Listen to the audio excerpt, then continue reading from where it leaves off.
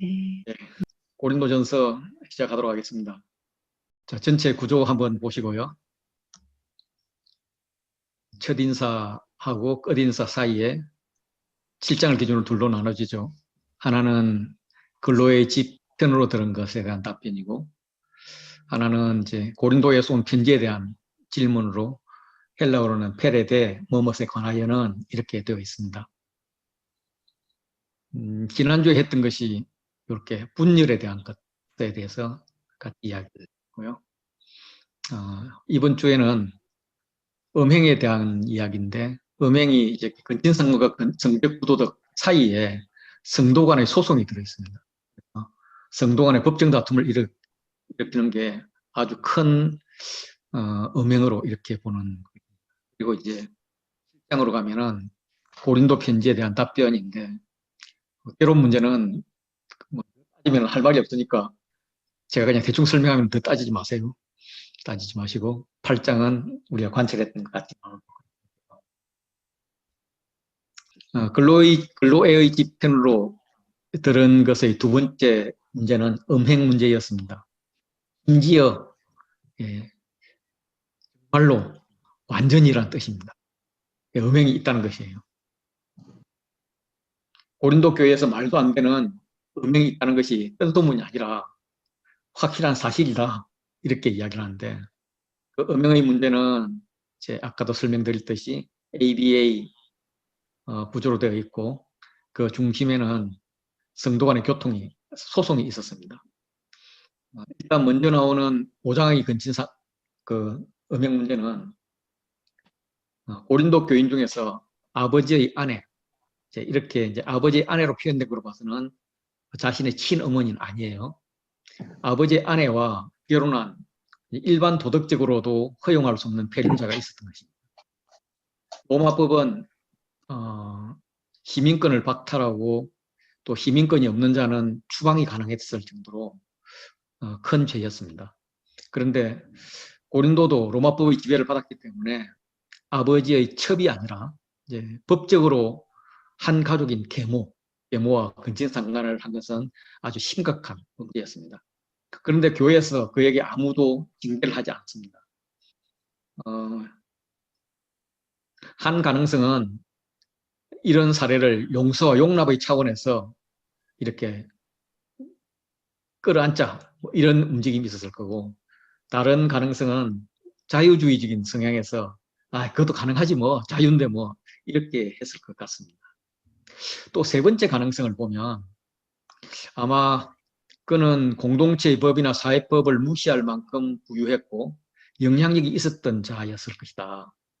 그리고 당시에 로마법이 아버지가 죽으면 재산 대부분이 그 아내에게 갔는데, 아내가 젊은 계모였을 경우에 재혼을 한다면 아들의 입장에서는 대부분의 아버지의 재산이 남에게 돌아가게 됩니다.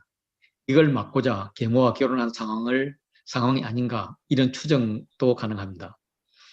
그런데 그 아들은 음행자는 교회에 있어서는 재정적인 후원자였고 지도자급에 있는 자였기 때문에 교회는 이를 문제 삼지 않았다. 이렇게 보는 견해가 있고요.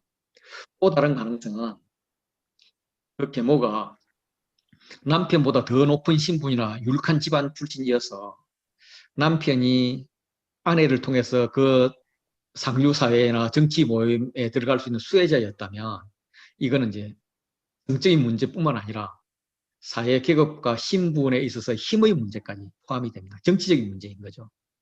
그리고 과부라는 말이 없어서 혹시 아버지가 살아있을 수도 있다. 이런 추측까지도 합니다. 이 경우는 뭐 심각한 간음이 되죠. 그런데 이제 당시 간음은 이혼을 한 후에 법적으로 처리를 했다고 그래요. 그래서 아직 이혼 처리가 끝나지 않은 상황으로 볼 수 있다고 합니다. 어쨌든 뭐 1, 2, 3, 4 뭐가 되든 상당히 심각한 거죠. 여기에 대해서 바울이 아주 신랄하게 비판합니다. 그 심각성은 심지어 실제로 또 이방인 중에도 없는 것, 이렇게 두 가지로 표현되고 있습니다. 너희 중에 있는 음행은 이방인 중에도 없는 것이다. 그런데 너희는 이걸 남보듯이 누가 아버지 아내와 결혼했다나 봐요. 재밌네. 뭐 이 정도로 무관심하고 있다는 겁니다. 이 공동체에서 이런 일이 일어났으면 지도자들은 말도 안 되는 일이 일어난 것에 대해서 철폐하고 회개하고 바로 잡아야 합니다. 그런데 교만해져서 통한이 여기지도 않고 행한 자를 쫓아내지도 않는다고 이야기합니다.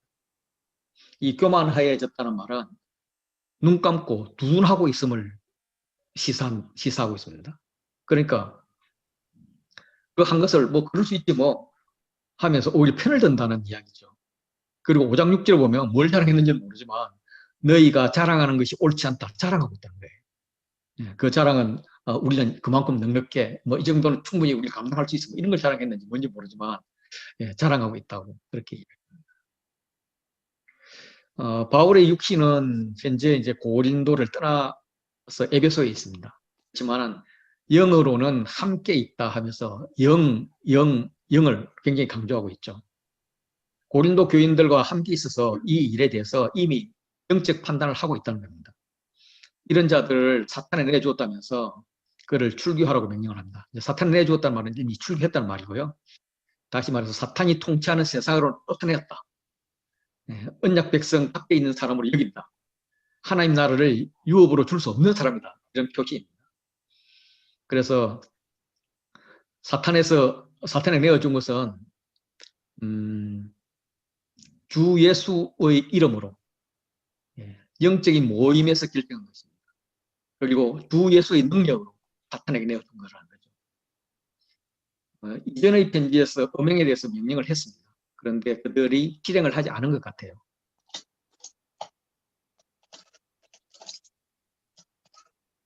그래서 바울은 이제 이런 이제 교차대구 구조로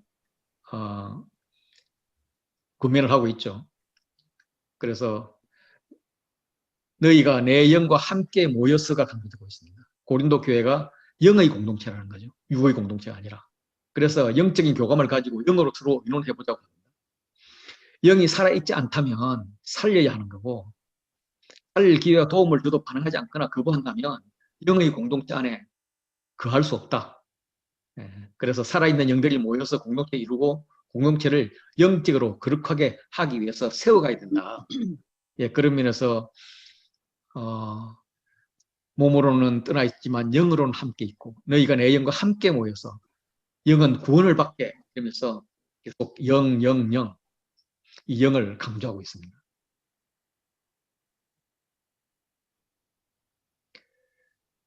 사람들이 바울 선생님 너무 심하지 않습니까? 우리도 과거에는 모두 죄인이었는데 이런 사람들이 있을지도 모릅니다. 그래서 바울 사도님 크게 걱정 안 하셔도 됩니다. 스스로 회개하고 돌아올 것이고 우리는 아무 영향도 받지 않을 것이니까 걱정하지 마십시오. 이렇게 말하는 자들에게 또 교차대구 구조로 이야기를 하죠. 짝수 교차대구 구조잖아요. 짝수 교차대구 구조에서는 주로 A와 A-가 되죠. 너희가 관대하다, 율법이 아닌 사랑이 중요하다, 뭐 이런 게 운운을 하지만 옳지 않다는 겁니다. 죄를 처리하는 것은 누룩을 제거하는 원리라는 겁니다. 누룩이 공동체에 들어와서는 안 된다. 누룩이 온 덩어리에 금세 퍼지는 성향이 있다. 내 영향력은 대단하다. 원래 너희는 죄가 없던, 다시 말해 누룩이 없던 자인데 새 덩어리, 새 공동체가 되기 위해서는 묵은 누룩은 버려야 된다. 예수 그리스도의 죽음도 이걸 위함이다. 그래서 6월절의 어린 양이라고 합니다. 6월절 이튿날부터는 이제 무교절인데 무교절은 누룩이 없는 떡을 먹는 날이죠. 날들이죠. 그래서 묵은 누룩도 버리고 악하고 악에 찬 누룩도 버리고 누룩 없는 오직 순전한 떡과 진실함의 떡을 먹자라고 이야기를 합니다. 6월절의 원리를 가운데 집어넣어 놓죠. 이걸 조금 더 폭넓게 보면 교차됐고 5장 2절부터 13절까지 이렇게 되면 쫓아내지 왜 쫓아내지 않았어? 쫓아내야지. 이런 일을 행한 자는 이미 판단했어. 그래서 교회 사람들은 너희도 판단해야지. 이렇게 이야기를 하고 예수의 날에 구원을 받게 하려 하는 거야. 그런 자와는 함께 먹지도 말라. 일단 쫓아내야 돼. 공동체 제거해야 돼. 그래야 영으로도 구원을 받지. 이런 이야기들을 쭉 해나가는데 결국 제일 가운데는 뭐냐면 6월절 어린 양의 희생 이야기를 하는 거예요. 그래서 이런 음행자, 이런 악한 자들은 쫓아내는 것이 마땅하다. 너희 중에서 내쫓아라. 이 비다시로 가면은 바울은 이미 판단하고 치리했다. 교회 공동체도 제가 들어왔다면 판단하고 치리해야 된다. 그리고 히다시로 가면은 치리의 목적은 구원이다. 그들도 구원받고 성도가 영향을 받지 않도록 하기 위함이다. 그리고 안으로 디다시로 가면 너희의 자랑은 옳지 않다. 물론 현지에 대한 이해도 잘못되었다. 그래서 누룩을 제거해라. 죄를 제거해라. 왜냐하면 6월절 어린 양이신 우리 주 예수 그리스도께서 우리 죄를 제거하기 위해서 대신 희생하였기 때문이다. 그래서 예수 그리스도의 희생을 너희가 헛되게 만들려 하냐, 이런 질책인 거죠.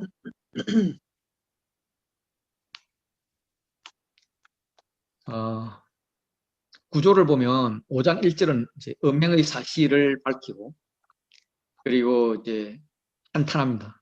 그리고 13절에 와서 이제 바로 잡는데, 고린도 교회에 이제 바울 이전의 편지가 하나 있었잖아요. 뭐 지금 남아있지 않지만 거기에서는 음행하는 자와는 사귀지 말라라고 편지를 썼다는 거죠.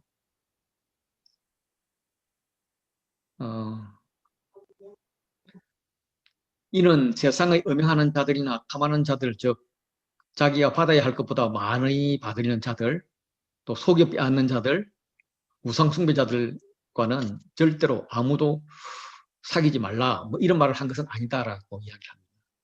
지금 이제 이 음행과 같은 범주에다가 탐하는 자, 우상숭배자, 모욕, 술취함, 속여 빼앗는 자, 이런 게 나옵니다. 이 성경을 보면 계속 이제 음행 이야기를 하다가 나쁜 일 이야기를 하잖아요. 그러다가 뒤에 슬그머니 항상 끼어드는 게 술 취하는 자를 끼워 넣어요. 그래서 예나 지금이나 술에 취한다는 것은 맨정신에 하는 게 아니기 때문에 술 취해서 제대로 하는 거 없다. 이런 이야기를 하는 것 같아요. 세상의 폭력이 술에서 나온다. 이런 이야기를 하는 겁니다. 술 취하는 자를 음행하는 자와 같이 둡니다. 그래서 음행하는 자와 사귀지 말라고 했는데 이거는 세상의 음행하는 자들이나 탐하는 자들, 이들과 관계를 끊으라는 얘기인데 그게 이제 사실 이제 세상 살아가는 사람들은 바람직한 이야기는 아니라는 거죠. 그건 인정한다는 겁니다. 그렇지만은 교회 공동체 안에 있는 사람들은 판단하고 권면해야 되지 않겠냐. 교회 밖에 있는 사람은 내가 상관하지 않겠지만 소위 행제라 일컫는 자가 음행이나 탐욕이나 우상숭배, 모욕 뭐 이렇게 하면은 이런 자들하고는 사귀지도 말고 먹지도 말라라고 이야기를 합니다. 그들은 악한 사람인 거죠. 그래서 악한 사람은 공동체 내에서 쫓아내는 게 마땅하니까 이들을 내쫓으라고 이야기를 합니다. 다시 말해서 밖에 있는 사람들은 하나님이 심판하겠지만은 이 악한 사람은 아버지 아내와 결혼한 자죠. 이는 너희 중에서 반드시 내쫓아야 된다라고 이야기를 합니다.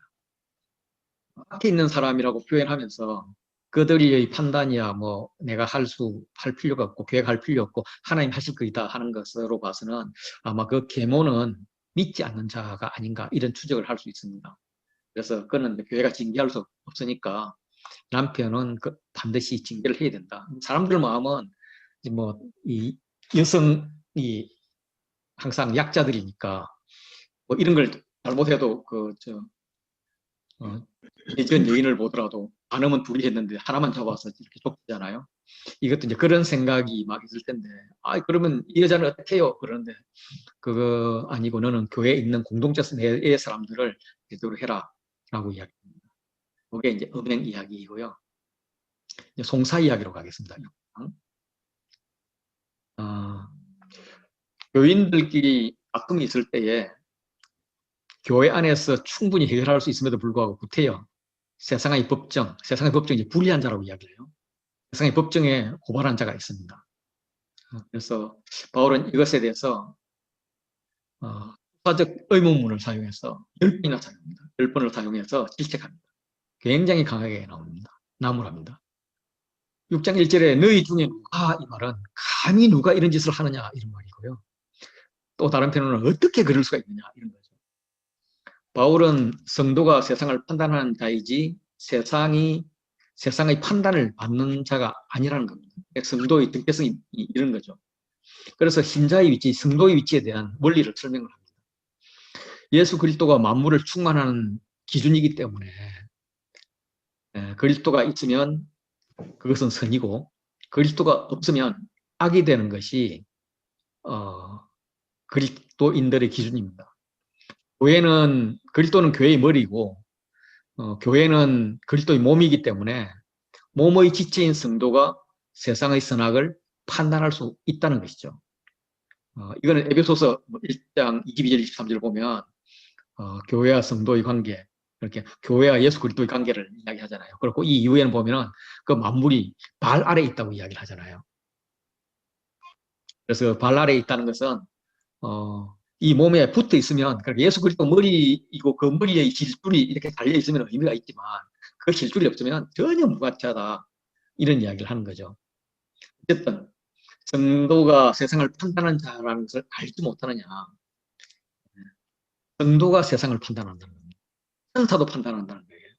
그래서 아마 이 천사는 아마 악한 천사를 말하는 게 아닌가 싶습니다. 그래서 세상도 판단하고 성도는 영적 존재도 성도가 판단을 하는데, 너희의 지극히 작은 일을 교회가 충분히 처리할 수 있는데 왜 그걸 교회하고는 비교도 되지 않는 세상 법정에 판단을 의뢰하느냐라고 꾸짖는 거죠. 다시 이제 고린도전서 1장에서부터 가면은 너희들은 스스로 지식이 있다 그랬고 은사가 있다 그랬습니다. 예. 그렇게 너희들은 지식 있고 은사 있고 그렇게 잘났다면서 지금 내가 했던 말, 성도가 어느 위치인지 그것도 지금 모르냐? 그런 이야기죠. 그래서 6장 5절에는 내가 너희를 부끄럽게 하리 하여 이 말을 한다 라고 하면서 지혜 있는 자가 이같이 아무도 없냐? 라고 하면서 뭐 아주 그들의 뭐라 그럽니까? 자존심을 콱 하고 뭉개버립니다. 예, 그러면서 구태여 불리한 자들 앞에서 고발하느냐? 예, 경이여김을 받는 자들을 세우느냐? 예, 불리한 자들, 경이여김을 받는 자들이 되고요. 예, 성도가 세상을 판단할 뿐만 아니라 천사도 판단한다. 그런데 지극히 작은 일을 어떻게 남에게 맡기냐? 예, 이런 이야기죠. 예, 지극히 작은 일. 예, 지극히 작은 일. 그게 뭘까? 누가복음에서는 지극히 작은 일은 돈 문제였습니다. 어떤 문제인지 이제 정확히 우리가 알 수는 없어요. 그런데 이제 추적할 수 있는 실마리는 음행하는 자의 목록에 탐하는 자, 속여 빼앗는 자가 있습니다. 탐하는 자, 속여 빼앗는 자, 탐욕, 속여 빼앗음, 이런 게 있어요. 그래서 또 다른 것들을 추적해 보면 1절에 다른 이와 더불어 다툼이 있다는 거예요. 예, 다툼이 두 사람의 의견이 충돌하는 거죠. 또 아까 말씀드린 지극히 작은 일이라고 했고요. 또 세상의 사건이에요. 세상의 사건. 형제에 관한 일이고요. 차라리 불의를 당하고 차라리 속는 것이 낫지 않겠냐, 이 말로 봐서는 너희가 지금 불의를 하고 속이고 있다, 이 말을 볼 수가 있어요. 8절에 보면 불의를 해가고 속이는구나, 그거는 너희 형제인데, 이렇게 이야기를 해요. 정리하면은 이거는 지극히 작은 일입니다. 지극히 작은 일은 예수님이 말씀하신 불의한 청지기의 비유에서 대꾸법으로 보면 지극히 작은 것은 불의한 재물에 관한 것임을 알 수가 있습니다. 그러니까 지극히 작은 것에 충성하는 것도 큰 것에도 충성하고 작은 것에 불의한 자는 큰 것에 불의하다 이런 말 있잖아요. 그러고 나면서 이제 11절에 보면은 너희가 불의한 재물에도 충성하지 아니하면, 이 말이 지극히 작은 일에 충성한다. 그러면 지극히 작은 일은 불의한 재물이다. 이렇게 이제 대꾸가 되거든요. 그래서 이게 재정에 관한 이야기가 아닌가. 어쨌든 이게 부끄러운 일이라고 했어요. 성도로서는 뚜렷한 허물이라고 이야기합니다. 형제에게 불의를 행하고 속이는 일이거든요. 그래서 속여 빼앗는다면 결국 재산하고 관련된 일일 텐데, 어, 재산하고 관련된다면 탐욕, 예, 결국 돈을 탐하는 것을 질책하는 것 같아요. 그래서 돈을 탐하는 것, 이거는 이제 예수님께서는 바리새인이 돈을 좋아하니까 막 좋아한다면서 막 아주 비웃잖아요. 예. 지금 지금 이제 너희가 돈을 좋아해? 성도라면서? 이렇게 지금 비웃는 거예요.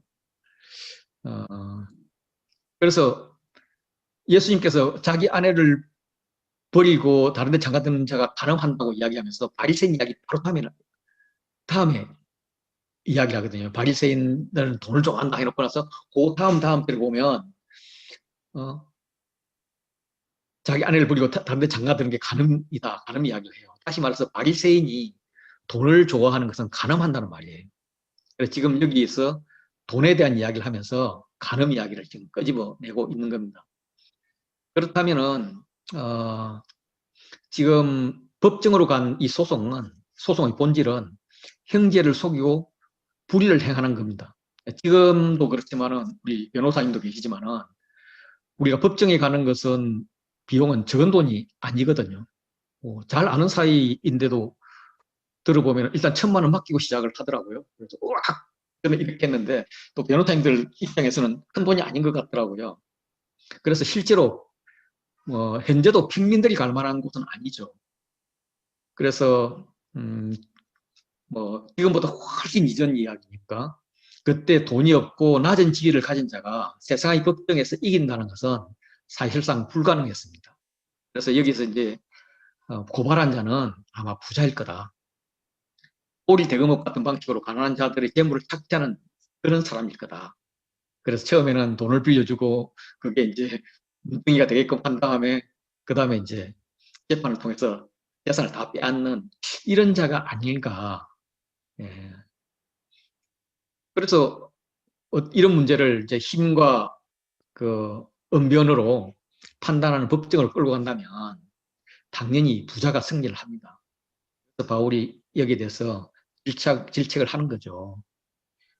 교회 판단을 부탁하면은 우리가 판단을 어떡하겠어요? 당연히 심적으로 가난한 사람 편은 먼저 들거 아니에요. 그리고 부자한테는 야, 그뭐 네가 옳은지 모르지만 내가 좀 손해봐 이런 말을 충분히 할 수 있거든요. 예. 그래서 법정을 갖고 가는 사람 입장에서는 교회로 가면은 내 손 안 들어주고 나보고 손해라고 갖고 오라고 할 거 뻔하고 법정으로 가져가면은 쉽게 이익을 챙길 수 있는데 그게 뻔한데 그렇게 가져가겠냐 이런 거죠. 그래서 이제 그걸 왜 가도록 하냐? 그걸 교회에서 당연히 판단을 해줘야지 이런 말입니다. 그래서 재산 문제로 형제가 형제를 고발하는 것도 뚜렷한 허물이 됩니다. 예.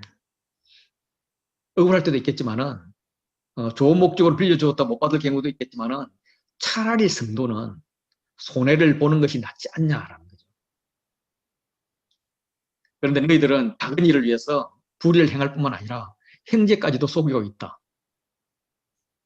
아마도 너희가 근친상간한 자는 강가에서 징계를 하지 않은 것 같은데 지금 상대적 약자는 고발을 당하고 있는데 내버려 두고 있냐 이렇게 막 공개하는 거예요. 약자는 내버려 두고 강자는 하지. 약자는 힘들게 하고 강자는 이렇게 내버려 두는 거. 그러면 또 한마디 더 붙이는 거죠. 아 맞다. 그 고발하는 자도 강자니까 내버려 두는 거냐? 이러면서 그들의 사회 속에 있는 강자들의 부조리, 그 부조리를 지금 비웃고 있습니다. 예. 607절에 보면 이미 뚜렷한 허물이 있나니라고 이야기를 합니다. 허물은 실패했고 패배했다는 의미입니다. 이게 무슨 말이냐 하면 부부싸움 이야기를 많이 들잖아요. 부부싸움 하면 누가 이기냐? 둘 다 이기든 둘 다 지든지 하죠. 이제 공동체의 싸움의 원리가 그렇다는 겁니다. 공동체에서 형제끼리 싸우면 너가 이기고 내가 지고 내가 이기고 너가 지고 이런 게 아니라 우리 둘 다 이기든 둘 다 지든지 이런 거다. 이런 이야기를 지금 하고 있는 거예요. 어, 이런 행위는 하나님의 기업을 유업으로 받을 수 없는, 즉 성도의 자격을 상실한 조건의 전형이라는 겁니다. 그래서 고린도에 대한 평가는 부끄러운 일을 했다. 예, 이미 뚜렷한 허물이 있다. 형제에게 불의를 행하고 막 속인다.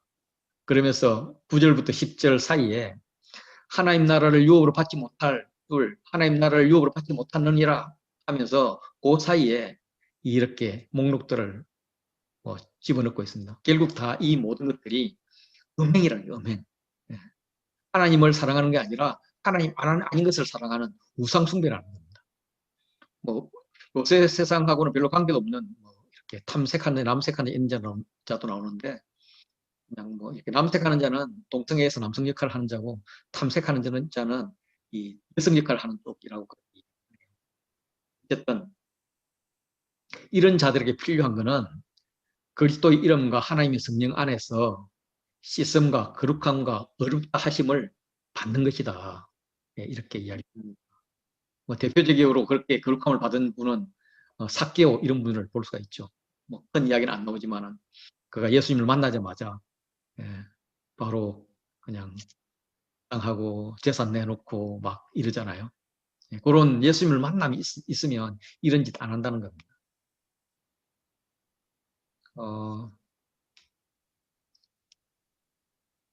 6장 9절부터 10절까지는 불의한 자 이야기를 하면서 A는 그 불의한 자에 대한 목록을 쭉 이렇게 이야기를 합니다.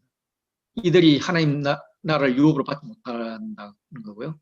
하나님 나라를 유업으로 받지 못하는 건데 중간에 미혹하지 말라, 미혹을 받지 말라라는 게 있습니다. 어쩌면 사람들은 부자들, 강자들이 부러울지도 모릅니다. 그래서 저걸 속으로 욕을 하면서도 나도 하고 싶어. 나도 여자의 위치에 있고 싶어. 이런 마음이 들 수도 있죠. 그런 마음에 미혹되지 말라라는 말을 은근히 넣어놓고 있습니다. 6장 12절부터 20절은 만찬을 배경으로 한 음행이에요. 아마 이제 막 성인식을 치른 젊은이가 대상인 것 같습니다. 고린도 자유방임주의자들에게는 이런 슬로건이 있었다고 생각을 해요. 모든 것이 내게 가하다. 이런 슬로건이 있었다고 생각을 해요. 이 말의 의미는 내 몸으로 내가 장례에 가는 것은 자유이다. 이런 의미입니다. 이 고린도 상황에서는 매춘이 불법이 아니었고 사회적으로도 용인된 예배의 한 형식이었고 그래서 이런 말이 충분히 가능했다고 봅니다.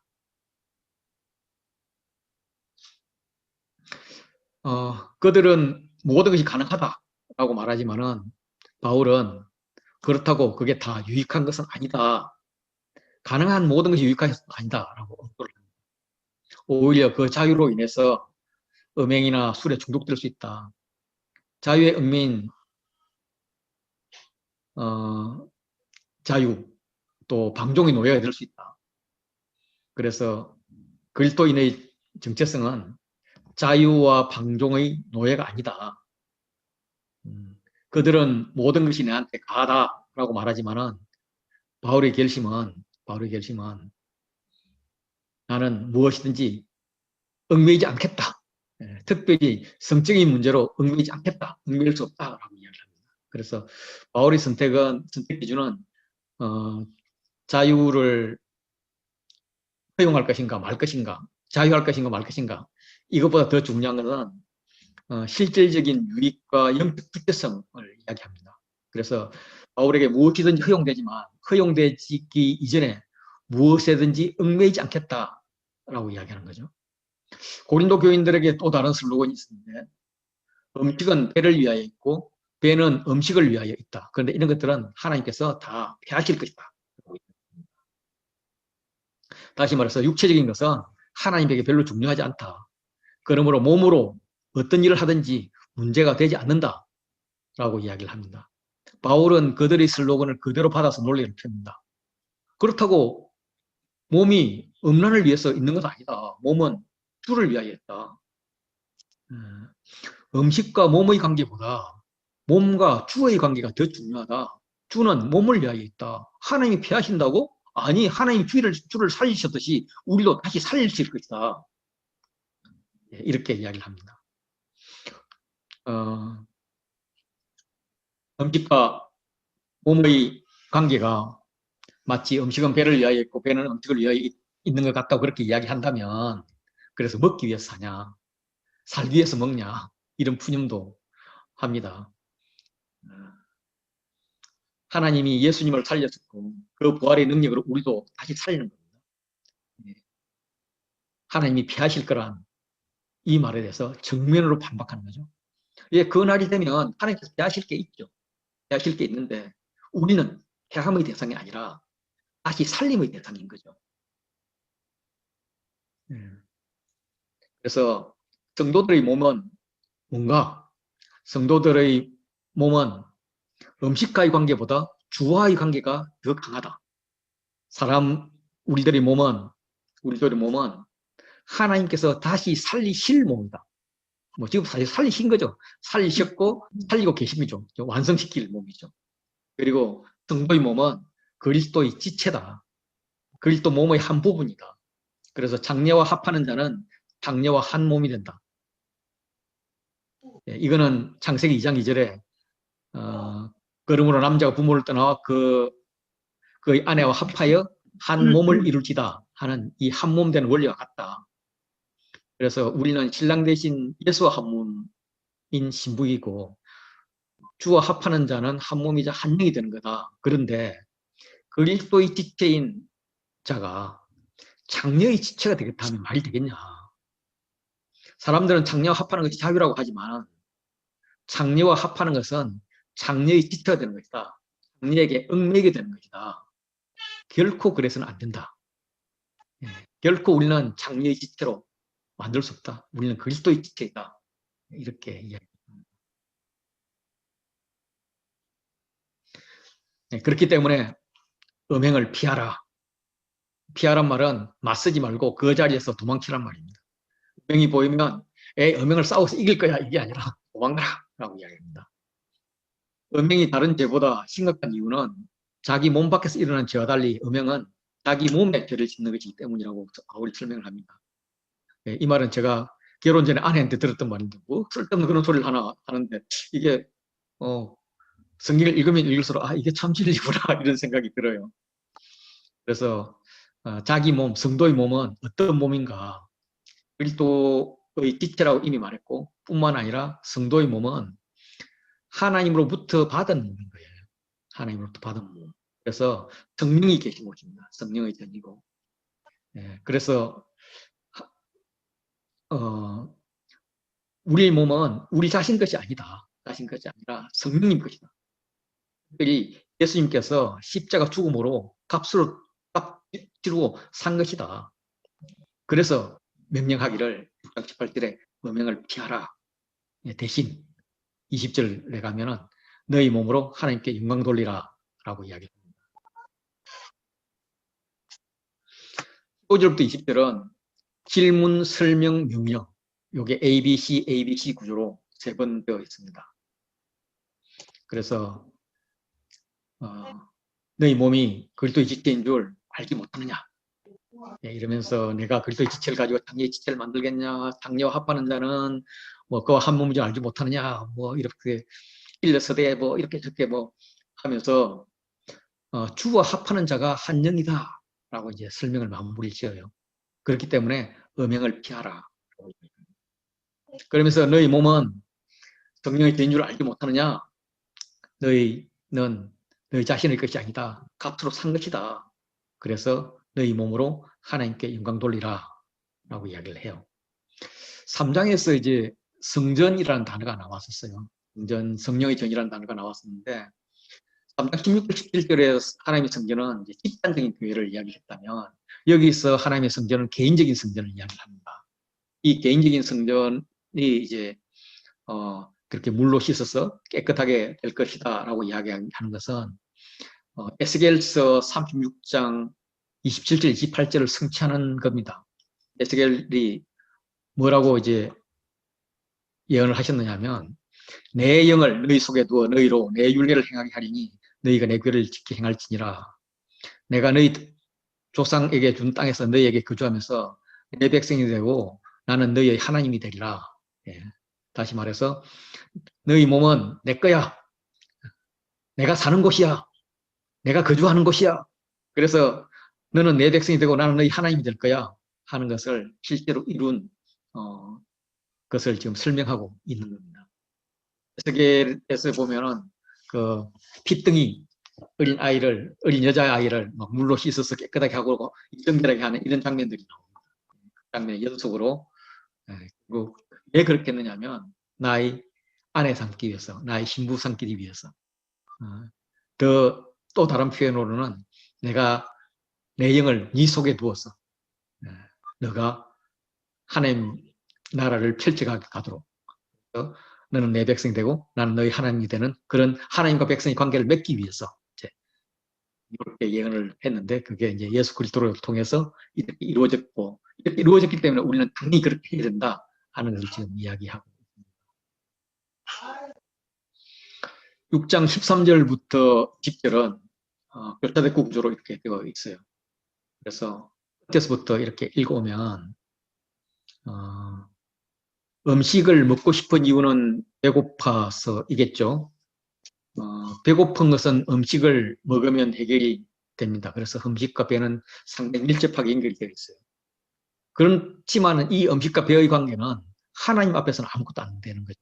그러니까 배의 관계보다 몸과 주의 관계가 더 밀접하다는 겁니다. 그래서 몸은 주를 위하여 있고 주는 몸을 위하여 있는 것이 이제 몸과 주의 관계이죠. 그래서 우리가 해야 될 것은 몸이 주를 위하여 있기 때문에 그 몸으로 우리의 몸으로 하나님께 영광을 돌려야 한다라는 게 A와 A-입니다. B와 B-는 예수님께서 하나님께서 예수님을 부활시켰는데 예수님을 부활시킨 하나님이 우리도 살리실 것입니다. 그래서 우리 몸은 먼저 예수님의 피값으로 살려놓은 거예요. 그래서 우리의 것이 아니라는 거죠. C와 C-로 가면 그래서 우리의 몸은 그리스도의 지체입니다. 다시 말해서 그리스도 공동체의 구성원이라는 거죠. 이 그리스도의 공동체의 구성원, 그 공동체 내에도 하나님께서 거하지만 그 공동체의 한 구성원 자체도 영의 전이라는 겁니다. 그렇기 때문에 너희는 지체의식을 가지고 가져라. 창녀의 지체가 되어서 되겠냐. 창녀의 지체가 되지 말고 음행을 피하라. 음행으로부터 도망쳐라. 다른 범죄는 자기 몸 밖에서 일어나는 거지만 음행은 자기 몸에 죄를 짓는 것이다. 그래서 창녀와 합하는 자는 창녀와 한 몸이 되는 것이다. 그리스도의 지체를 창녀의 몸으로 만든 것이다. 그래서 우리는 주와 합하는 자, 주와 한영인 자가 되어야 된다. 그래서 창세기에 뭐라고 했냐? 때로는 둘이서 한 육체가 되는 것이라고 하는데 이 원리에 충족해서 주와 우리는 한 몸이 될 것인지 되어야 된다. 그래서 주와 한 몸이 될 것인지 둘이 한 육체가 될 텐데 주와 한 몸이 될 것인지 창녀와 한 몸이 될 것인지 결정하라. 정리를 하면은 성도들의 단순한 지식은 오히려 건강하게 하고 자신뿐만 아니라 공동체를 어렵게 합니다. 특별히 성적으로 잘못된 지식은 잘못된 관계를 맺으면 예수님과 영적인 문제를 가져옵니다. 성적인 타락은 인격의 문제이기도 하지만 영적인 문제와 직결되는 거죠. 그래서 음행을 피하고 정결한 몸으로 하나님께 영광을 돌리는 겁니다. 하나님의 가정 원리로 돌아가라라는 거죠. 하나님의 가정. 7장으로 가면은 이제 너희가 쓴 문제에 대하여는 하면서 결혼의 문제와 처녀 아마 약혼자 같아요. 약혼자의 문제를 합니다. 이제 7장 이후가 그 고린도 교회에 보내온 편지에 대한 답변이라고 말씀을 드립니다.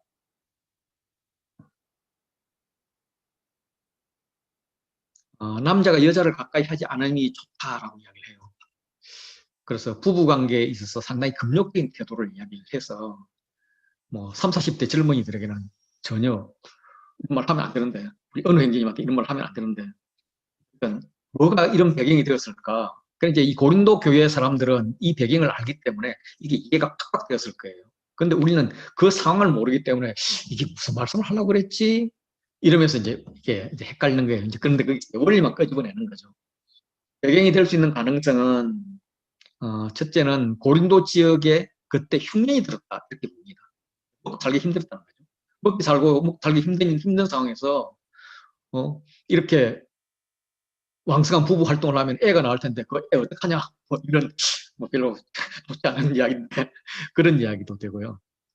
또 음행하는 자들에 대해서 바울의 이전 편지가 있었는데 거기에 대해서 오해해서 그런 게 아닌가. 또 바울이 결혼을 했는지 안 했는지 우리가 모르잖아요. 모르는데 나이가 그 정도면은 아마 회심하기 전에는 결혼을 했을 것 같다 이런 생각을 하는 거죠. 그래서 어떻게 됐는지 모르지만은 지금 현재는 결혼 생활을 하는 게 아니라 굉장히 금욕적인 생활을 하고 있거든요. 그래서 그 금욕적인 생활에 대한 오해가 있지 않았나. 여기에 대해서 독자들이 이제 질문을 하는데, 바울과 교인들은 상황을 알고 있기 때문에 이게 쉽지만은 우리는 사실 알 방법이 없죠. 예. 그래서 고린도 교회 그 사람들의 추적에 보면 그들이 편지에서 어, 바울이 독신인 것에 영향을 받았는지 잘 모르지만은 독신으로 사는 게 좋습니까? 결혼하는 것이 좋습니까? 어느 게 더 좋습니까? 이런 질문을 했을 것 같아요. 또 바울을 비방하는 자들은 당신은 왜 결혼 안 하는 거야? 이런 비판적인 질문이 있었는지 모릅니다. 이게 이제 방어책이 필요했던 거죠. 어, 남자가 여자를 가까이 아니함이 좋으나 하는 건 금욕주의자 표 비슷하죠. 또 유건약하기 때문에 몸으로 무슨 일을 해도 된다는 자유주의자도 어, 있었을 것이고 또 과학주의 또 다른 이원론을 영향을 받은 이 많은 사람들이 여기에 대해서 계속 비판을 할 것입니다. 그래서 바울의 답변이 이렇게 금육주의에 가까운 것처럼 들리는데 심지어 결혼 생활이 마치 음욕을 태우기 위한 방편처럼 이렇게 적어 놓으셨어요. 그런데 이제 이거는 종말이 임박했다는 상황을 이야기를 하세요. 그래서 종말이 임박했다는 상황을 근거로 말하는 것이다. 예. 어쨌든 뭐 바울은 남녀 가까이 하지 않는 것이 좋고 자기가 같이 하기를 원한다라고 이제 이야기를 주로 이야기를 해요. 그런데 이제 유대인들은 창세기 2장 18절을 근거해서 결혼을 결혼을 마땅히 해야 될 의무로 생각합니다. 어, 이런 사상이 뭐 유대인이라면 확실히 박혀 있어요. 우리도 박혀 있잖아요. 우리 애들은 안 박혀 있지만 애들은 뭐 꼭 결혼해야 돼. 엄마 아빠 보면은 결혼하고 싶지 않은데 막 이런 걸 하지만 우리는 뭐 그냥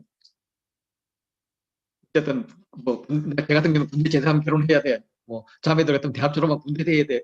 결혼해야 돼. 뭐 이런 게 딱 있었잖아요. 그런데 바울도 그런 게 있었다고 저는 생각을 하는 걸 보면 결혼하는 것과 결혼하지 않는 것에 대해서 분량을 보면요. 결혼하는 것에 대한 서술이 더 길어요. 그만큼 결혼하는 것에 대해서 그 설명이 많다, 중요하다 이런 말이죠. 그래서 그렇다고 또 뭐 자기 봐라 그러면서 결혼하지 말라고 하거든요. 그래서 결혼은 자유의 영역이다.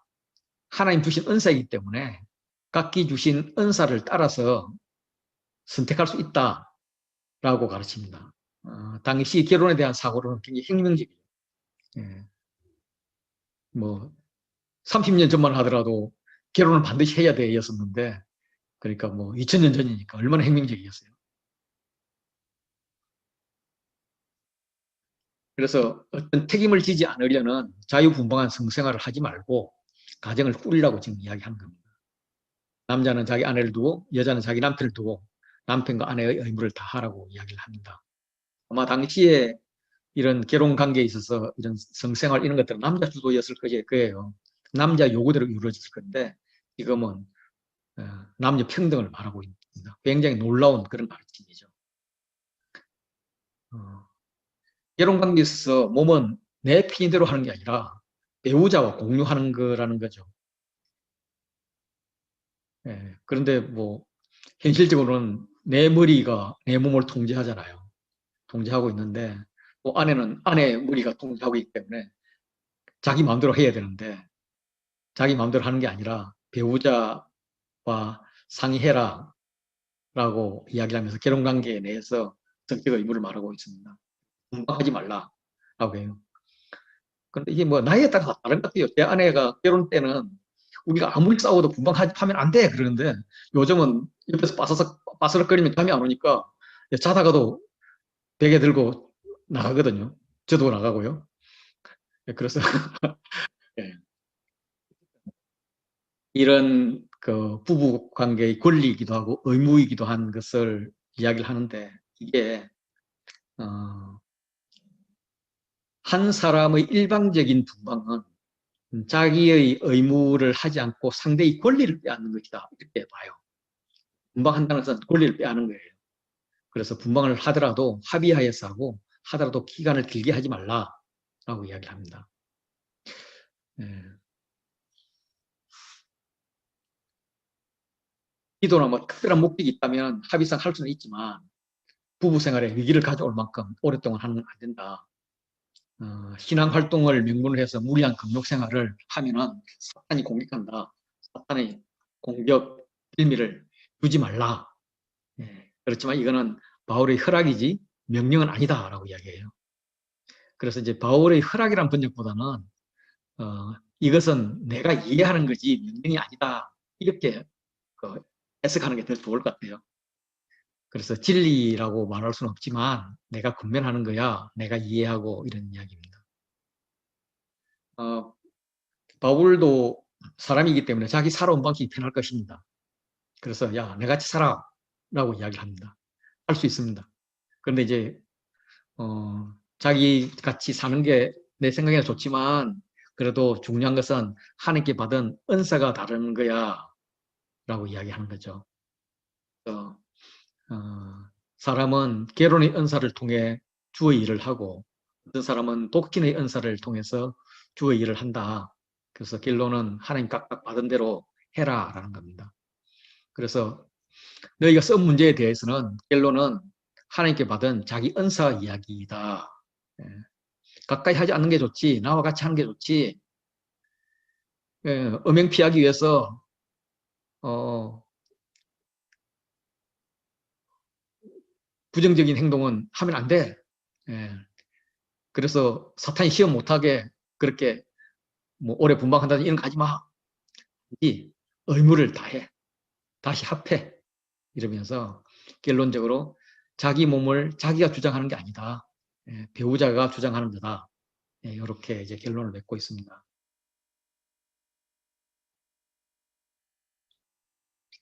어, 저는 이제 아까 동일한 본문을 이렇게 짝퉁 대구 구조로 표현을 봐요. 어, 제 입장에서는 이제 종말도 가까웠고 밖에도 받으니까 나와 같기를 원한다. 그래서 이걸 이제 강조를 합니다. 단지 이것은 명령이 아니고 허용이다, 허용. 예. 그래서 각각 하나님께 받은 자기의 은사가 있다. 이리 해도 되고 저리 해도 된다. 예, 이런 자기 은사대로 하라는 말을 강조하는 것 같습니다. 그리고 이런 교차 대꾸를 가면서 어, 내 생각은 이런데 그렇죠. 결론은 이거야. 예, 내 말 따르지 말고 하나님이 주신 게 중요하잖아. 바울이 준 것보다 이런 말을 지금 하고 있습니다. 그래서 고린도 교인들이 이 자유를 이렇게 오용하는 경향이 있었습니다. 예수를 믿고 구원받았기 때문에 어, 자유해졌죠. 그래서 자유인으로 변해야 한다는 것은 좋았지만은 내적인 변화가 아니라 외적인 변화를 추구했던 것 같아요. 예를 들면 예수님께서 물은 내게 오는 자가 자기 부모와 처자와 형제와 자매와 뭐 이렇게 목숨까지 버리지 아니하면 내 제자가 되지 못하고 여기에서 자기 처자를 버린다 이런 문제를 오해한다 그러면 결혼 생활에는 굉장히 심각한 문제가 되는 거죠. 그래서 바울의 결혼관에 대해서 결혼관은 결혼하는 것이 좋으냐 하지 않는 게 좋으냐 하는 문제는 은사와 절제의 문제이다라고 얘기하는 거죠. 결혼의 판단 기준은 은사, 절제, 거룩, 화평, 원, 뭐 이런 것들을 내세우고 있어요. 그래서 결혼하지 않은 자, 호라비아와 가부에 대해서도 뭐 그냥 지나는 것이 편해. 그렇지만은 독신 은사의 관점에서는 편한 거지만 독신 은사를 받지 않은 자는 고린도 같이 성적 부패가 만연한 사회에서는 독신으로 되면은 거룩함을 지키는 게 어려워. 그래서 정욕을 절제하기 위해서 결혼해. 예, 뭐할 수 있으면은 절제할 수 있으면 결혼 안 해도 괜찮아. 뭐 이렇게 이야기합니다. 결혼한 자에 대한 주의 명령도 있습니다. 결혼한 자의 주의 명령은 어, 갈라 쓰지 말라라고 해요. 갈라 쓰지 말라. 갈라 쓰지 말라. 어, 결혼한 자들은 갈라 쓰거나 아내를 버려두지 말라라고 이야기합니다. 그런데 갈라 썼거든. 갈라 썼거든.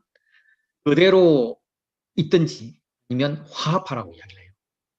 근데 이제 여기서 자세히 보면 다른 남자와 결혼을 해도 된다 이런 암시가 없어요. 그래서 불가피하게 갈라섰을 경우도 있을 건데 뭐 다시 화합해도 되지만 그대로 있는 것도 무방하다. 그런데 다른 남자와 결혼하지 하는 것은 별로 좋은 게 아니야. 이런 말을 좀 암시하고 있는 것 같아요. 그 당시 상황인데 이거는 바울이 가지고 있는 사상 때문에 그러지 않을까 싶습니다. 이제 이혼정서 이야기를 하면 이혼정서가 어떤 것을 포함하고 있느냐 하면 이런 거거든요. 아내가 너 싫어하면 이혼정서를 써줘 라고 합니다. 그러면 이 이혼정서를 써주는 게 강자가 이제 막 악용을 하겠죠. 그런데 그가 이혼정서를 받아가지고 다른 사람의 아내가 되었다면 뭐 잘 살면 좋은데 혹시 그쪽이라도 잘 못 살고 남편이 죽었다든지 또 이혼정서를 받아가지고 내쫓겠다 그러면 그때는 그를 내보낸 그렇게 이혼정서를 써준 이 전 남편은 다시는 아내를 맞이하지 말라라고 이야기해요. 이 사상이 그대로 들어있어서 이야기를 하는 것 같습니다. 예, 그래서 다른 남자에게 가기 위해서 이혼정서를 요구하지 말 것이며 다른 남자에게 갈 수밖에 없는 상황도 만들지 말라라는 것을 하는 것 같아요. 그리고 이제 믿지 않는 남편이 있는 자에게는 둘 중에 하나만 믿음이 있다. 그럼 어떻게 해야 될 것인가? 믿지 않는 아내가 함께 살기를 원하면 버리면 안 되고 남편이 함께 살기를 원하면 버려서 안 된다. 왜냐하면 우리의 거룩한 영향력으로 인해서 그 거룩함이 전달될 기회가 있지 않냐. 예, 그래서 그가 그리스도인이 될 가능성, 구원받게 될 수 있는 가능성이 있지 않냐. 이런 거고요. 만약 믿지 않는 배우자가 달라지겠다 그러면 뭐 이혼 금지 규약이나 이혼을 금지하는 규정이나 세상의 이목에 구애받지 말고 그냥 갈라지게 해라. 그게 괜찮다. 근데 더 중요한 건 뭐냐면 화평이고 화합이다. 화평과 화합을 구현하라. 이렇게 이야기를 하고 있습니다. 웬만하면 쓰지 말 것은 우리가 그런 거룩함을 전달할 구원할 기회가 그만큼 더 많지 않냐. 하나님은 성도를 화평 중에 불렀기 때문에 화평한 길을 택하면 된다. 네, 그래서 좀 더 참고 화평의 길로 이끌면 구원의 길이 열릴 것 같다. 네, 한 번 더 기회를 주면 어떻겠냐. 뭐 이런 분위기로 이야기를 합니다. 그래서 이 독신이냐 결혼이냐 뭐 이런 이야기를 쭉 하다가 결론은 뭐냐면 부르심. 부르심. 부르심. 받은 그 부르심을 그대로 지내라. 부르심. 예. 행하라, 지내라, 그게라, 뭐 이건 똑같은 단어인데, 그런 삶을 살아라. 어떤 삶을 살까요? 부르심을 받은 대로, 부르심을 받은 대로. 예. 독신이냐, 뭐, 결혼이냐, 어느 게 좋은 건지 알 수 없다. 부르심이 중요해, 부르심이. 예. 이 부르심은 우리가 편지 처음 시작할 때 예수의 사도로 부르심을 받은 바울이 예, 또 성도라고 부르심을 받은 자들 또 그리스도 이름을 부르는 자들에게 편지를 했잖아요. 부르심의 이야기를 계속 이렇게 하게 하고 있습니다. 로마 사회에서 할례한 유대인들은 굉장히 홀대를 받았다고 그래요. 로마는 이제 목욕 문화인데 그게 벌거벗고 들어가면 할례가 표시가 나잖아요. 그러면 이제 그 사회에 끼기 위해서는 할례했던 것을 다시 역할례하는 뭐 이런 일도 있었고, 어쨌든 아주 그 복구 시술도 막 이렇게 많이 있었고 그랬던 것 같습니다. 그런데 이제 바울은 야, 할례제로 부르심 받으면 그냥 할례제로 살면 되지 뭘 그렇게 고치려고 그래? 네? 무할례제로 살았으면 그냥 무할례제로 사는 거고, 이렇게 이야기를 합니다. 로마의 부자 사회에서는 할례자는 무할례자가 부러웠는지 모릅니다. 그게 중요한 게 아니야. 단지 하나님의 계명을 지키느냐 안 지키느냐 이게 중요한 거다. 예, 그래서 이거는 뭐 내가 결혼했다 자랑하고 뭐 독신이다 자랑하고 이렇게 자랑할 게 아니라 부르심 그대로 지내는 게 중요하다. 세상은 자유인과 종을 구분한다. 종으로 있다고 염려하지 마라. 자유의 기회가 오면 자유자가 되라. 그렇지만은 제일 중요한 것은 그리스도 안에서의 자유이고, 누구나 그리스도 안에서 자유인인데 또한 누구나 예수 안에서 예수의 종이다. 예. 그래서 너희는 그리스도의 죽음의 값으로 산 자들이기 때문에 다시는 사람들의 종은 되지 마라. 그래서 사람들의 종이 되지 않는 방법은 종이든 자유인이든 부르심을 받은 그 자리에서 하나님과 함께 사는 것이다. 라고 이야기합니다. 그래서 부르심을 AB 이런 구조로 볼 수 있고요. 25절부터는 이제 처녀에 관하여는 이렇게 이야기합니다. 처녀에 관하여는 그냥 내 의견인데 그냥 지내는 게 좋아. 그냥 지내는 게 더 복이 있어. 왜냐하면 너희를 아끼기 때문에 그래. 그때가 단축해졌었기 때문에 그래. 주를 섬기게 하려 그래. 자기 뜻보다는 주 안에서 살기 위해서 하면 좋겠어. 이렇게 이야기를 합니다. 음, 그런데 이제 이렇게 바울의 권면이 결혼하지 말 것을 이렇게 이야기하지만 실제로 그 이유가 정상적인 우리 같은 상황이 아닌 거죠. 이거는 일반적인 결혼 원리가 아닙니다. 그래서 오늘의 화평의 시대에서는 재해석하는 것이 필요한 거죠. 어, 그래서 종말의 때, 그때가 단축되었다. 그래서 세상에 얽매여 살지 않기 위해서 그래 세상적인 하는 것을 세상적인 일을 하지 않았으면 좋겠다라고 이야기를 합니다. 세상의 외형은 지나가 버릴 것이지만 세상 것들에 사로잡혀서 그 지나갈 외형에 사로잡혀서 중심이 흔들려서는 안 된다라고 이야기를 하는 거죠. 그래서 독신자와 결혼한 자를 이렇게 비교를 했어요. 중심은 뭐냐면 강조되는 것은 주의 일이다, 주의 일. 삶의 초점은 주를 섬기는 일이다. 예수 그리스도 중심이다. 그러므로 세상 염려를 하지 않았으면 좋겠다라는 겁니다. 바울이 원하는 것은 성도들이 흐트럼없이 주의 일을 섬기게 하는 거죠. 그 성도들의 유익함을 원하는 거지 결코 정죄하거나 올무를 놓으려고 하는 게 아니라는 거죠. 그래서 약혼한 딸 혹은 약혼한 자매인데 지금 뭐 생활이 어려워서 또 종말이 임박해서 결혼하지 않은 그 상태로 둬도 무방을 한대. 또 보니까 이분이 홍기를 놓치겠어. 그래서 결혼해야 되겠어. 한다면 결혼하는 것도 또 잘하는 거다. 예, 이렇게 이야기합니다. 어쨌든 아내는 남편이 살아있는 동안에는 얽매여 있지만 남편이 죽은 후에는 뭐 자기 뜻대로 결혼하고 시집갈 수도 있다. 그래서 결혼이냐 독신이냐 이런 결정은 각자의 의견을 존중한다. 그래서 원하는 대로 해라. 자기 뜻대로 할 권리가 있다. 자기 뜻대로 해라. 그런데 중요한 것은 주를 섬기는 것이다. 주 안에서 해라. 주를 섬기기 위해서. 이렇게 이야기를 하고 있습니다. 음,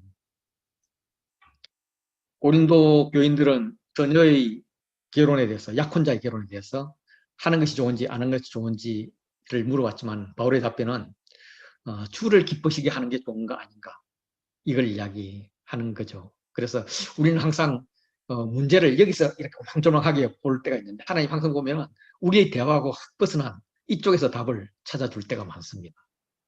이런 것을 보면서 이제 8장 보도록.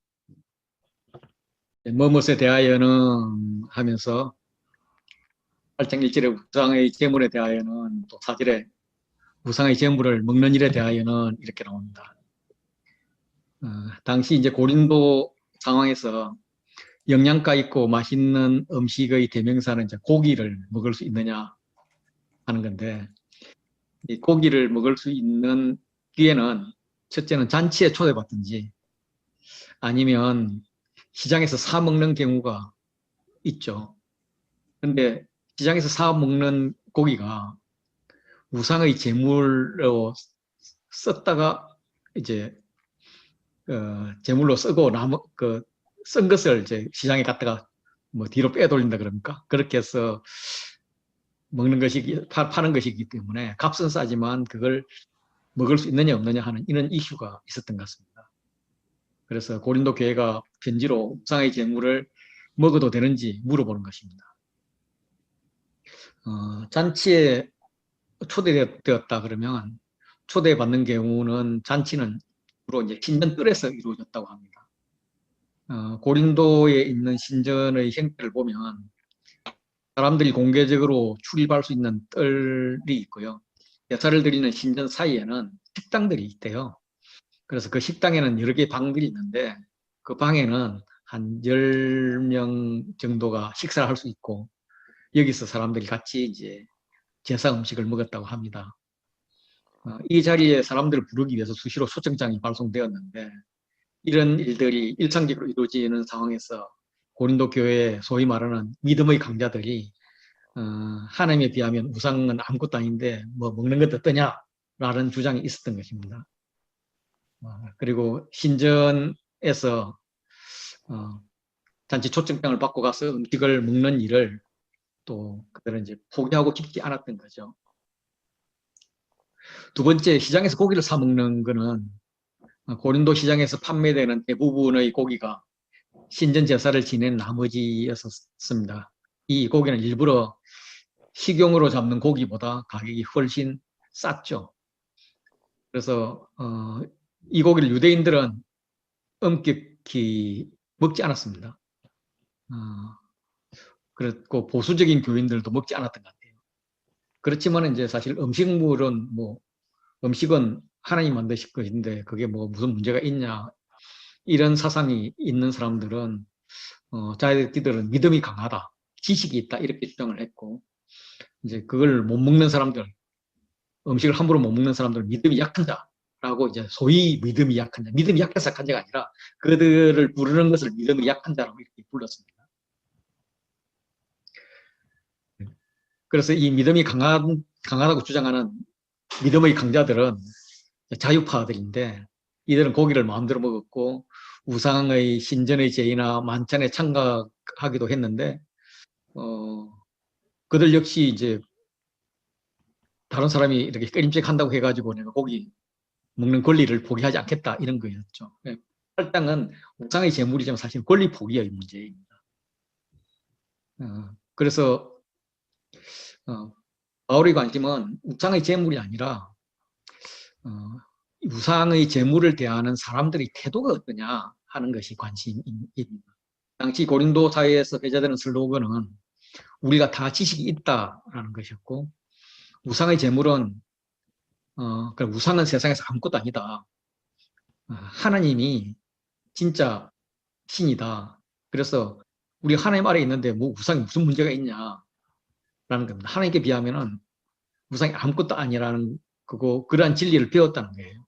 그래서 이런 지식을 기반으로 그들이 자유롭게 먹을 권리를 주장했습니다. 논리적으로는 딱 맞는 말이죠. 바울도 거기에 대해서는 나도 그렇게 생각한다 이렇게 이야기를 했죠. 이런 상황에서 고린도에서 편지에 대해서 바울이 어떤 답변을 하느냐는 굉장히 중요했습니다. 바울은 아무 것이나 자유롭게 먹어도 된다 하는 주장에 대해서 본인도 같은 생각이었습니다. 왜냐하면 그는 과거엔 율법을 지켰고 뭐 지금도 지키고 있는지 모르죠. 지켰지만은 그래도 자기가 깨달은 자유의 복음이 있으니까. 그런데 이제 그들이 생각하지도 못하는 아까도 계속 말씀하신 배려나 사랑에 대해서 이야기를 합니다. 사람들은 다른 사람들이 어떤지 보지 않고 자기 지식만 주장하는 것은 교만이 되는 거죠. 우상의 재물이 아무것도 아닌 것은 알죠. 알지만 사랑과 덕을 세워야 한다는 것을 모른다면, 이거는 이제 성도로서 특별히 지도적 위치에 있는 자로서는 마땅히 알 것을 알지 못하는 것이 됩니다. 그래서 이건 아는 것이 아니라 모르는 것이 되는 거죠. 그래서 지식이 있다고 생각하지만 사랑이 그 안에 없다면, 사랑을 기반으로 지식을 사용하지 않는다면 지식은 득이 되지 못하고 교만이 되는 거죠. 그렇기 때문에 내가 뭘 안다, 알기 때문에 나는 이렇게 할 수 있다 하는 지식을 바탕으로 함부로 행동하는 것은 문제가 있다는 겁니다. 그래서 우상의 재물에 대해서는 우리가 다 지식이 있습니다. 그 지식은 음식은 하나님 앞에서 아무것도 아니기 때문에 자유롭게 먹을 권리가 있다는 것입니다. 네, 맞는 말입니다. 그런데 바울은 지식을 기준으로 살래? 아니면 사랑을 기준으로 살래? 이걸 묻고 있는 거죠. 지식은 교만하게 해서 오히려 다른 사람을 실족시킬 수 있는데, 반면 사랑은 공동체의 덕을 세우는데 너는 어느 길을 택할래? 라는 겁니다. 만일 너희들이 진리를 알기 때문에 먹어도 된다고 고집한다면 아직도 마땅히 알아야 될 것, 즉 사랑과 배려를 알지 못하는 증거가 된다. 이런 이야기입니다.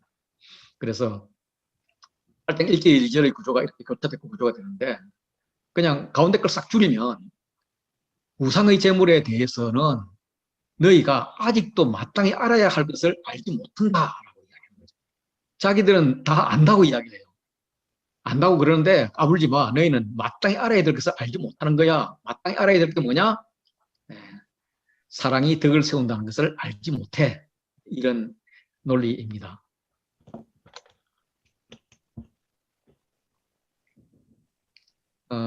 누구든지 하나님을 사랑하면 하나님도 그가 사랑하는 줄 압니다. 그래서 우상을 사랑해서 우상의 재물을 먹는 것이 아니라 우상을 사랑해서 우상의 재물을 먹는 것이 아니라는 그것은 하나님도 아신다는 거죠. 그래서 우상의 재물을 먹는 것에 대해서 아무것도 아니라고 무시할 수는 있어요. 있는데 하나님은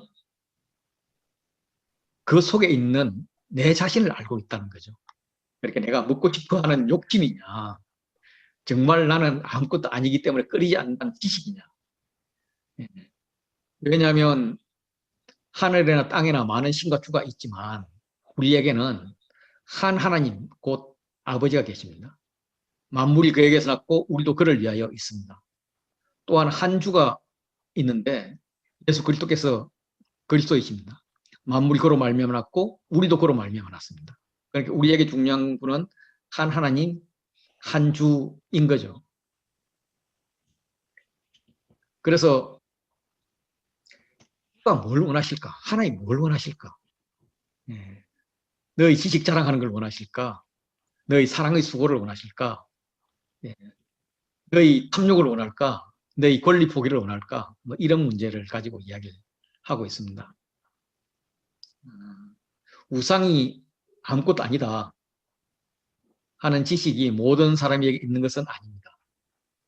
그래서 잘못 사용하면은 믿음이 약한 자, 소위 믿음이 약한 게 아니라 그들이 부르는 믿음의 약자들. 다시 말해서 쟤들은 무슨 믿음도 없이 저렇게 그냥 이걸 깨림직해서 못 먹고 있어. 이렇게 부르는 자들, 주로 이제 유대인 출신, 유도교 출신들이 많이 있겠죠. 그 자들을 무감각하게 만들 수도 있고 양심을 상하게도 할 수 있고 심지어 파멸로 빠뜨릴 수도 있다는 겁니다. 예를 들면 무상의 재물을 먹으면 안 된다고만 알고 있는 사람이 고기가 먹고 싶어서 우상의 재물인지 알면서도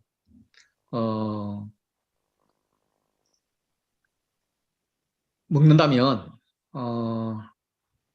또 자기가 생각하는 지식인이라든지 뭐 지도자급이 먹기에 에이 뭐 저 사람들도 먹는데 뭐 내도 먹지 뭐 하고 덩달아 먹는다면은 한편으로는 그들이 배웠던 그들의 양심이 있거든요. 그러니까 유교에서 양심이 있고 뭐 또 다른 교에서 양심이 있을 거라고요.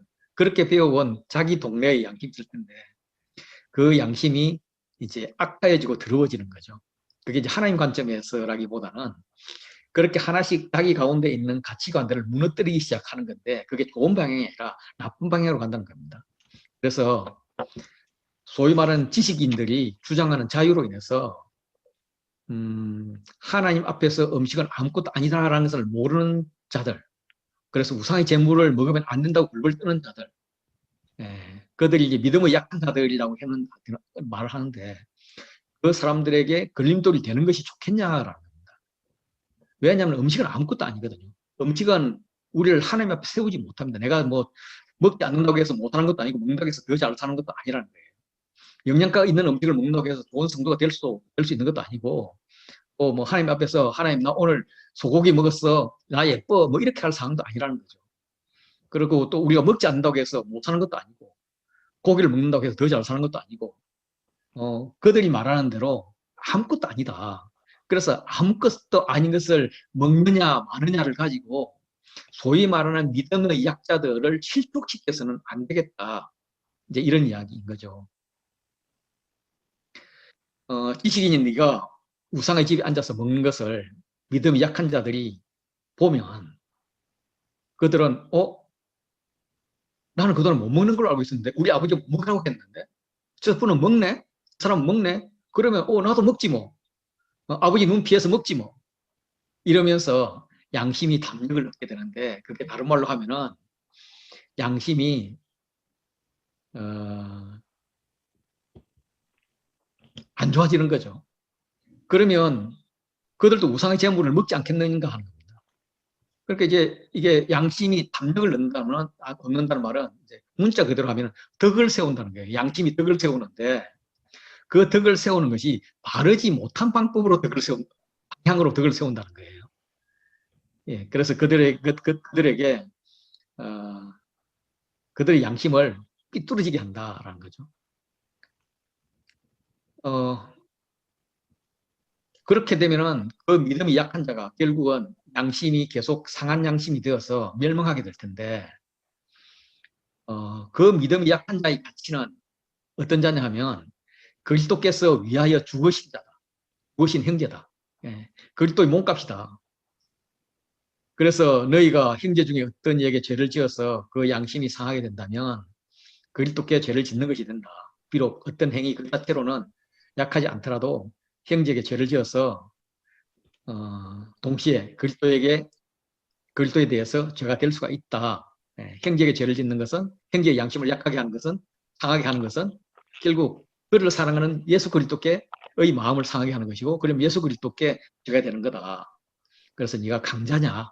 믿음의 강자냐? 네가 지식이냐?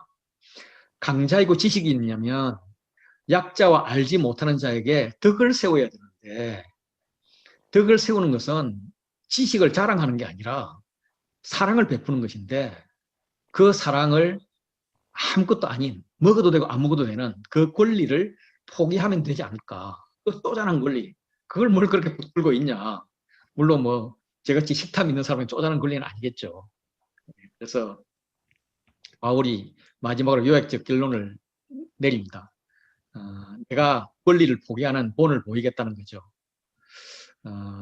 만일 음식이 그러므로 만일 음식이 내 형제를 실족하게 한다면 나는 영원히 고기를 먹지 아니하여 내 형제를 실족하지 않게 하리라. 이렇게 결론을 내립니다.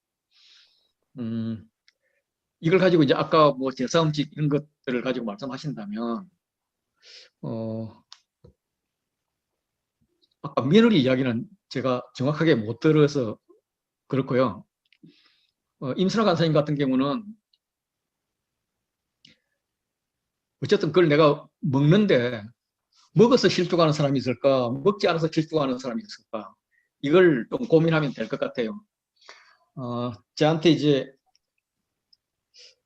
교회를 다니는데 제사를 지내야 되느냐 말아야 되느냐 이런 거 문의해 오는 사람도 많이 있고 또 어떤 친구들은 야, 너 말대로 내가 교회 좀 다니고 싶은데 야, 아니야, 제사는 지내야 되겠다. 그거 안 지내면 그 집안 풍기박산 나는데 이런 이야기를 합니다. 우상의 제물과 뭐 같은 이야기죠. 어, 저는 누가 약자냐, 누가 누구에게 영향력을 주느냐 이걸 생각을 합니다. 그런데 어떤 데 가서 제사상 음식을 먹는데 내가 장로라고 내가 안 먹으면 그 사람들에게 본이 될까? 아니면 상처를 줄까? 만약에 그 음식을 나한테 대접하는 분이라면 상태가 될 것 같다. 그러면 나는 찝찝해도 먹는다. 예, 그는 저는 먹었고요. 신앙이 어릴 때도 제사를 10년 지냈습니다. 10년. 예. 10년 지내면서 어떻게 했느냐면 우리 아버지는 내가 기특해 죽겠죠. 우리 장손이 저놈 저거 교회 다닌다면서 제사 안 지낼 텐데 그 삼촌들한테 자기 면목 세워준다고 제사 지내니까 얼마나 고마웠겠어요. 그럼 난 이제 제사 지내면서 이러는 거죠. 아니 이걸 왜 합니까? 그래서 삼촌한테도 그러고 뭐 이렇게 하다가 이제 어머니가 돌아가셨을 때 딸을 이제 내가 지내야 되니까 제가 이제 보고서를 하나 써가지고 우리 중에서 제일 엄격한 막내 작은 아버지한테 가가지고 어, 아버지 작은 아버지 제가 제사를 지내는데 기독교 방식으로 해야 되겠습니다. 제가 뭐 교회 다니는데 교회 방식으로 해야지 뭐 그냥 어릴 때 그 방식으로 안 하는 게 맞겠습니다. 그랬더니 네가 장손인데 네 마음대로 해라. 그 속은 틀면 너가 제사를 없애자 이런 생각을 했나 봐요. 예, 그래서 이제 제가 이런 방식으로 할 거니까 하면서 이 큰 문서를 몇 장 되는 문서를 드리면서 여기 사인하십시오 그랬거든요. 그러니까 그뭐 읽기 싫죠. 읽어도 무슨 말인지 모를 거고 사인을 해줬어요. 근데 그 사인을 받아와가지고 아버지한테 삼촌 사인 받았습니다. 아버지는 말씀 안 하는 겁니다. 하고 이제 그 이렇게 인주라 그럽니까? 그거 갖고 와서 다른 목사님 한 분하고 같이 불에 태우고요. 뭐 그렇게 하고 이제 집에서 이제 가정 예배를 드렸죠. 그렇게 했는데 어, 가정 예배를 드리는 것도 조금 더 그들의 방식을 좀 더 따라줄 걸 그랬나. 첫 예배를 드리는데 이분들이 충격을 먹었더라고요. 그래서 배려를 덜 했나 싶더라고요. 저는 이제 배려한다는 게 음식의 문제가 아니라 우리가 제사 지내면은 여자들은 맨날 부엌에서 일만 하고 남자들은 절만 하고 뭐 이러거든요. 정말 업무가 분담이 돼갖고 뭐 이렇게 뭘 하나 이렇게 싶거든요. 예, 그런데 제가 제사를 하면서 예배 드리고 그 여자분들한테 여자분 친척들한테 다 이제 뭐 우리의 조상들 우리의 가정들 이런 거 좀 이야기해보자 하면서 말할 기회도 주고 그래가지고 정말 화기애애했거든요. 근데 가가지고 두원이 저놈의 자식은 제사상에 고기 한 마리도 없더라 뭐 이렇게 예, 그렇게 뭐 그렇게 한 것 같았고요. 또 할머니가 돌아가셨을 때는 저희 집에 뭐 그냥 교회에 대한 반감이 엄청 심했었습니다. 그러면 이제 저희 중에 이제 고모님 한 분, 좀 먼 고모님 한 분은 장로의 아내라 가지고 이 부분이 확실했어요. 근데 제가 이제 그 제사 뭐 죽은 분들 뭐 이런 거 할 때 뭐 이렇게 절하고 그러잖아요. 그 나는 절을 했거든요. 절을 했는데 이 고모님 나를 부르더니 막 뭐라 하는 거예요. 너희 놈 자식 그런데 절하면 안 되는데 교회 다녔어. 뭐 그러더라고요. 그래서 그래, 고모님 그냥 참으세요. 내가 여기 절하면 장손이 절 안 하면은 저분들 어떻게 생각하겠어요. 고모도 쫓겨날 거야. 뭐 이렇게 마무리했는데 그 회중 중에서 가장 약자를 기준으로 하면 되지 않나 하는 게 예, 그냥 제 생각입니다. 예, 주의 명령이 아니고 그 정도로 하면은 뭐 해결이 될 것 같습니다. 예, 그렇게 되었고 이제 다음 주는 쉬고 그 다음 주는 9장부터 12장 하겠습니다.